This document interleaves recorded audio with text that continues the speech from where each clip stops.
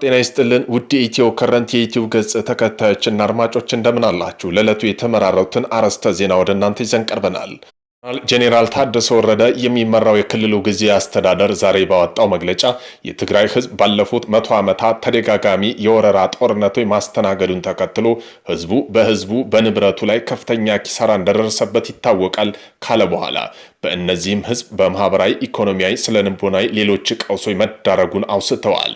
በእነዚህ ሞቶች በውስጣዊ ችግሮች ሲያጋጥሙ ማየት የተለመደ መሆኑን የጠቀሰው መግለጫው በቅርብ ጊዜያት ወዲህ በአንዳንድ ነጋዴዎች እየተፈጠረን ያለው ጉዳይ እንደ ምሳሌነት አንስተዋል። ጨምሮም ለሁሉ በክልሉ የሚገኙ የመንግስት ሰራተኞች ገና ያልተዳረሱ የደሞዝ ማስተካከያ እንደ ሰበብ በመቁጠርና መሰረት የሌለ የጦርነት ወሬዎች በማሰራጨት ከህዝቡ ይልቅ የግል ጥቅማቸውን የሚያሳድዱ ነጋዴዎች እየታዩ ነው ያለው መግለጫው እነዚህ ነጋዴዎች የተጋነነ የዋጋ ጭማሪ በማድረግ መሰረታዊ ሸቀጦች በመደበቅ እንደሚገኙ ማስረድተዋል። ይህ በእንዲህ እንዳለ ሌላው ደግሞ የተናገሩትን ንግግርም በዜና ትንታኔያችን አካተነዋል። ቆይታችሁ የምትሰሙት ይሆናል። የኤርትራ ማስታወቂያ ሚኒስትር አቶ የማነ ገብረ መስቀል የኢትዮጵያ መንግስት ላለፉት 2 ዓመታት በኤርትራ ላይ ሲደጋግም የነበረው የጦርነት ጉሰማ በቀይ ባህር ላይ የባህር ኃይል እናቋቁማለን ወዘተ የሚሉ ቅስቀሳ ለጊዜው ገታ በማድረጉ ከሰሞኑ ኢትዮጵያ መንግስት ዝምታ ውስጥ ገብቷል ሲሉ ተደምጠዋል። በዚህም የዜና ትንታኔያችን አካተናል። ቆይታችሁ የምትሰሙት ይሆናል። ከማንነቱ ባሻገር የተገፋው የወልቃይት ጠገዴ አማራ ህዝብ ለዳግመኛ ጭቆና ለዘራፊዎችና ለወራሪዎች ላለመበላት በስልጣን ራሱን ማዘጋጀት ግድ ይላል ሲሉ ጄኔራል መልካሙ በየነ ተናገሩ። በዚህም የዜና ትንታኔያችን አካተነዋል። ቆይታችሁ የምትሰሙት ይሆናል። እነዚህን የመሳሰሉ አርዕስተ ዜና ወደ እናንተ ይዘን ቀርበናል። ቤተሰብ ለመሆን ላይክ፣ ሼር፣ ሰብስክራይብ ማድረግዎን እንዳይረሱ። ወደ ዕለቱ የመጀመሪያ ዜና ትንታኔያችን ስናልፍ በኩል የተኩስ ልውውጥ መደረጉ ተሰምቷል።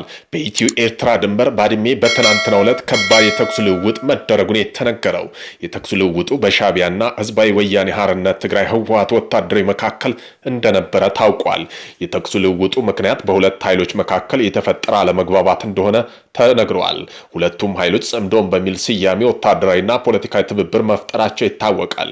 ይህ ትብብር የጠላቴ ጠላት ወዳጅ ነው በሚል ብሂል የተመሰረተ ሲሆን ካሁኑ ሳንካ ገጥሞታል ሲል መረጃዎች ይጠቁመዋል።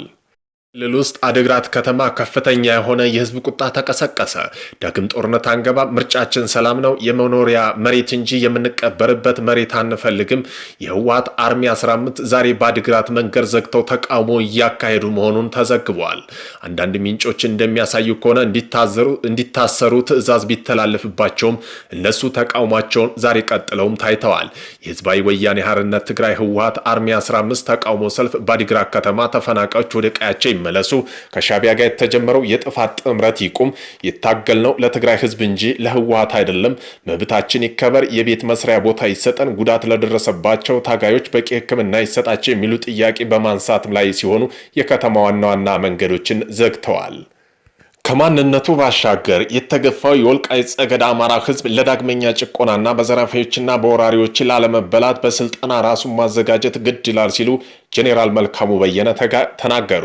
ወልቃይት ጠገዴ ሰቲት ኡመራ ዞን ዳንሻ ከተማ አስተዳደር ውስጥ ለተከዜ ዘብ አባላት ወታደራዊ ስልጠና እየሰጠ መሆኑ የተገለጸ ሲሆን በስልጠናው መርሃ ግብር ላይ የ5ኛው ሜካናይዝ ክፍለ ጦር ዋና አዛዥ መልካሙ በየነ የወልቃይት ጠገዴ አማራ ማንነት ወሰን አስመላሽ ኮሚቴ ጽሕፈት ቤት ምክትል ሰብሳቢ አቶ ጌጦ አዳለና የሰላም ጸጥታ ጽሕፈት ቤት ኃላፊ ዋና ሳጅን ሀፍቶ ሚርጋ የከተማው አመራሮች እንዲሁም የኢፌዴሪ መከላከያ ሰራዊት አባላት ተገኝተዋል።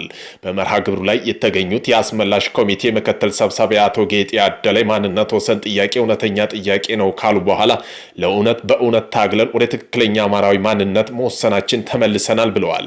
አቶ ጌጦ አክለውም የወልቃይት ጠገዴ ህዝብ በሁሉም ማህበረሰብ መስተጋብሮች በስነ ልቦና በቋንቋቸው በጠቅላይ ጎንደር አማራንን ሲሉ ገልጸው አማራን ማንነትና ወሰን ላይ መለስ እስኪረጋጋጥ ድረስ የትኛውም ትግል እንታገላለን ሲሉ አቋማቸውን አጠናክረዋል። የ5ኛ ሜካናይዝ ክፍል ዋና አዛዥ ጄኔራል መልካሙ በየነ በበኩላቸው ትናንት ሰሜን እዝ የካደን የወጋን ወያኔ በኢትዮጵያ ብሎም በአማራ ለማስነሳት በግብረ አበሮቹ ጋር በመሆን እየሰራ ይገኛል ብለዋል። ጄኔራሉ የስልጣን አስፈላጊነቱን ሲያስረዱ በማንነት ባሻገር የተከፋው ወልቃይት ጠገዴ አማራ ህዝብ ለዳግመኛ ጭቆናና ዘራፊዎችና ወራሪዎች ላለመበላት በስልጠና ራሱን ማዘጋጀት ግድ ይለዋል ሲሉ አሳስበዋል። የጥንት ጠላቶች የተፈጠሩ ሀብቶችን በመጠቀም ከውስጥ ባንዳ የሆዳደሮች ጋር በመተባበር ቀጠናዎች ወደ ግጭት አዙሪት ለማስገባት እየሞከሩ ነው ያሉት ጄኔራል መልካሙ በየነ ሀገራችን ያላትን ሀብት በመጠቀም እንዳታደርግ የሚደረግ ጸረ ሰላም፣ ጸረ አማራ፣ ጸረ ኢትዮጵያ ኃይሎች እንዲሁም የጠላት ሎሌዎች ባንዳዎች መታገልና መመከት አለብን ሲሉ መልእክታቸውን አስተላልፈዋል። የኤርትራ ማስታወቂያ ሚኒስትር አቶ የማነ ገብረ መስቀል የኢትዮጵያ መንግስት ላለፉት 2 ዓመታት በኤርትራ ላይ ሲያደርግ የነበረው ጦርነት ጉሰማ፣ በቀይ ባህር የባህር ኃይል እናቋቁማለን ወዘተ የሚሉ ቅስቀሳ ለጊዜው ገታ በማድረግ ከሰሞኑን የኢትዮጵያ መንግስት ዝምታ ውስጥ ገብቷል ሲሉ ተደምጠዋል። ከቀናት በፊት አዲስ አበባ በተካሄደው የፖሊስ ፎረም ላይ ኢትዮጵያ የውጭ ጉዳይ ሚኒስትር የሆኑት ዶክተር ጌዲዮን ጢሞቴዎስ ኢትዮጵያ የኤርትራ መንግስት ሉዓላዊነት፣ የግዛት አንድነት ላይ የሚፈጽማቸው ጥሰቶች ላይ ሲከተል የቆየ እርምጃ ከመውሰድ የመታቀብና አካሄዱን ሁሌም የሚቀጥል እና ገደብ የለሽ ተደርጎ መወሰድ የለበትም ማለታቸውን ተከትሎ አቶ የማነ ገብረ መስቀል መንግስት ባለስልጣን የሚያደርጉ ንግግር አስደንጋጭ ነው ሲሉ ምላሽ ሰጥተዋል። አቶ የማነ ገብረ መስቀል ይልቁንም በኢትዮጵያ ውስጥ የሚካሄዱ ግጭቶች ምንጫቸው በተሳሳተ መንግስታዊ አመራር የመጣ እንደሆነ ገልጸዋል።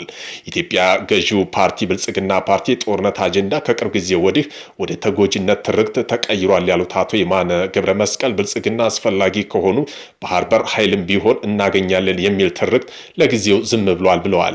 አቶ የማነ ገብረ መስቀል ይህ ብልጽግና ፓርቲ ባለፉት 2 ዓመታት በኤርትራ ላይ በግድየለሽነት ያወጀውን ጦርነት ራሱ የመከላከል እርምጃ አድርጎ በማዕረብ ያስበውን ሴራ ነው በማለት ተችተዋል።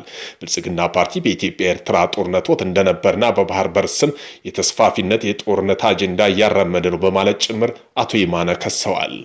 በሌተናል ጄኔራል ታደሰ ወረደ የሚመራ የክልሉ ጊዜያዊ አስተዳደር ዛሬ ባወጣው መግለጫ የትግራይ ህዝብ ባለፉት 100 ዓመታት በተደጋጋሚ የወረራ ጦርነቶች ማስተናገዱን ተከትሎ ህዝቡ በህዝቡና በንብረቱ ላይ ከፍተኛ ኪሳራ እንደደረሰበት ይታወቃል ካለ በኋላ እነዚህ ህዝባዊ ለማህበራዊ ኢኮኖሚያዊና ስነልቦናዊ ሌላ ቀውሶች መዳረጉን አውስተዋል። በእነዚህ ወቅቶች ውስጣዊ ችግሮች ሲያጋጥሙ ማየት የተለመደ መሆኑን የጠቀሰው መግለጫው በቅርብ ጊዜ ወደ አንዳንድ ነጋዴ እየተፈጠረ ያለውን ጉዳይ እንደ ምሳሌ አንስተዋል። በመሆኑም ይህ ደግሞ ህዝቡ ወደ ከፋ ውስብስብ ቀውስ ውስጥ እንዲገባ የሚያደርግ መሆኑን ገልጸው ችግሩን ለመቅረፍ እርምጃ ለመውሰድ መወሰኑን አስታውቀዋል። በመሆኑም ግልጽ የሆነ የንግድ ቁጥጥር ስርዓት ተግባራዊ እንዲያደርግና በተለየ ሐሰተኛ የጦር ወሬዎች የሚያዛምቱ ነጋዴዎች ላይ ንብረታቸው እስከ መውረስ የሚደረግ እርምጃ እንደሚወስዱ አስጠንቅቋል። አንዳንድ ነጋዴዎች በትግራይ ውስጥ ያለውን የገበያ ሁኔታ እንደፈለጉ እየነዱት ነው ያሉት በመግለጫው ሁኔታው ከዚህ ከቀጠለ አደጋው ከባድ እንደሚሆን አስታውቀዋል። በዚህም ጉዳይ ላይ የሚወሰድ የዲስፕሊን እርምጃ በተመለከተ ለህዝቡ እታዊ መረጃ እንደሚሰጡ ጨምረው በዚሁም ገልጸዋል።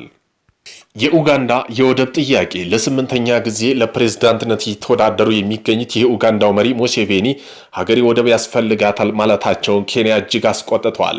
ከኡጋንዳ ዋና ከተማ 1134 ኪሎ ሜትር ርቀት ላይ የሚገኘው የኬንያ ሞምባሳ ወደብ የምትጠቀመው ኡጋንዳ ህንድ ውቅያኖስ በኬንያ ምክንያት ልትጠቀም አልቻልኩም የሚል ቅሬታ በማቅረቧ ኬንያ ቀጠና ቁጣዋን እየገለጸች ነው።